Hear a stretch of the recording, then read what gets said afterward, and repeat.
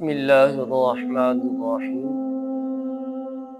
حضرت سیدنا ابو سعید خدری رضی اللہ تعالیٰ عنہ فرماتی ہیں، حضور صلی اللہ علیہ وآلہ وسلم نے سیدہ طیبہ سیدہ فاطمہ سلام اللہ علیہا سے فرمایا، اے میری پیاری بیٹی، اٹھو، اپنا جانور قربان ہوتے ہوئے دیکھو، یعنی اللہ تعالیٰ کی بارگاہ میں اپنا جانور ذبح ہوتے ہوئے دیکھو، کیونکہ اس کے خون کا پہلا قطرہ زمین پر گرنے سے پہلے تیرے سابقہ تمام گناہ بخش دیے جائیں گے۔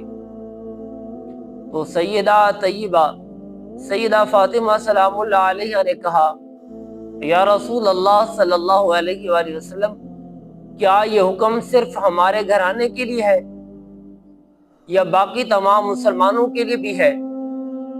تو حضور صلی اللہ علیہ وآلہ وسلم نے فرمایا، یہ حکم تمام مسلمانوں کے لیے ہے۔ تو جب بھی ہم اپنا جانور اللہ تعالیٰ کی بارگاہ میں قربان کریں تو چاہیے اپنے جانور کے ساتھ کھڑے ہوئے، اس لیے کہ اس ثواب سے ہم محروم نہ رہ جائیں۔